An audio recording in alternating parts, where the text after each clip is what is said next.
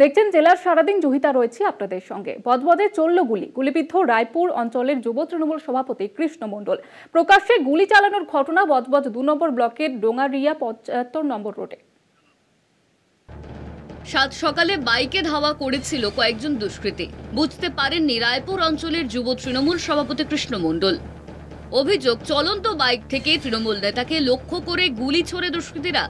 গুলিবিদ্ধ কৃষ্ণ রক্তাক্ত অবস্থায় রাস্তায় লুটিয়ে পড়েন। স্থানীয়রা উদ্ধার করে তৃণমূল নেতাকে তৎক্ষণাৎ মুচিশা গ্রামীণ হাসপাতালে নিয়ে যান। দোকানের ভিতরে আমি দাঁড়িয়েছিলাম, এবার আওয়াজ হয়েছে, আওয়াজে আমি হয়তো গাড়ি পাঞ্চার হয়েছে রাখা, তার গাড়ি একটা বাইক পড়ে যায়, পড়ে যাওয়ার পর লোকে হয়তো এসে জিজ্ঞাসা করে কী হয়েছে, তো অটো করে চলে যাচ্ছে, দেখলো কি বললো একটা কে গুলি করেছে। ঘটনার নেপথ্যে উঠে আসে রাজ্যের শাসক দলের গোষ্ঠীদ্বন্দ্ব। এই প্রথম নয়, আগেও কৃষ্ণ মণ্ডলের উপর হামলার ঘটনা ঘটে।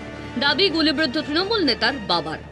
তৃণমূল পার্টি করতো, তৃণমূলের লোক অপর মহল দিয়ে তাকে পার্টি থেকে মেরে দেওয়ার জন্য গুলি করিয়ে দিল, বললো নিজেদের মধ্যে হয়েছে। এর আগেও সেই একই ব্যাপার, এর আগেও তো একবার উনি গুলিবিদ্ধ, একবার হয়েছিল। তারই দলের বিরুদ্ধেই হামলার অভিযোগ উঠেছে। কি বলছে তৃণমূল? মতো রাজনৈতিকভাবে আমি ওই দিকটা তো দেখি না, ওই দিকটা অন্য কেউ দেখে।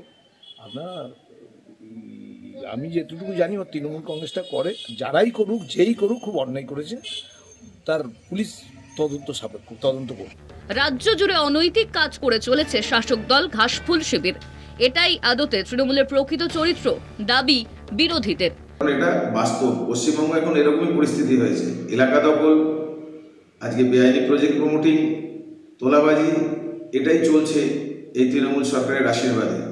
তো সেখান থেকে নিষ্কৃতি কেউ পাবে না, কারণ কৃষ্ণগঞ্জের উপরে আগেও একবার গুলি চালিয়েছিল, আবারও গুলি চালালো। বছর শুরুতেই মালদহে খুন হয়েছিলেন তৃণমূল নেতা দুলাল সরকার। এর দিন ১০-১২ পর খুন আরও এক তৃণমূল কর্মী হাসা শেখ। দুটি ক্ষেত্রেই তৃণমূল ভার্সেস তৃণমূল সামনে এসেছে।